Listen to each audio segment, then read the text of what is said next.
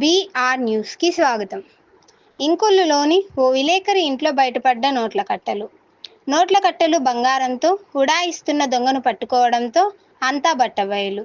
దొంగ వద్ద 55 లక్షల నగదు, 13 సవర్ల బంగారం ఉండడంతో విస్తుపోయిన పోలీసులు. బాపట్ల జిల్లా ఇంకొల్లులోని ఓ విలేకరి ఇంట్లో దొంగతనం జరిగింది. దొంగలించిన సొత్తులో ఉడాయిస్తున్న దుండగుడిని పట్టుకోవడంతో విషయం బయటపడింది. దుండగుడి వద్ద 55 లక్షల నగదు, 13 సవర్ల బంగారం ఉండడంతో పోలీసులు కూడా ఒక్కసారిగా విస్తుపోయారు. గత అర్ధరాత్రి దుండగుడు ఇంకొల్లులోని విలేకరి ఇంట్లో దొంగతనానికి పాల్పడ్డాడు. ఇంట్లోకి ప్రవేశించి 55 లక్షల నగదు, 13 సవర్ల బంగారాన్ని ఎత్తుకెళ్లాడు. దొంగలించిన సొత్తుతో పారిపోతున్న దుండగుడిని చాకచక్యంగా ఓ బీట్ కానిస్టేబుల్ పట్టుకున్నాడు.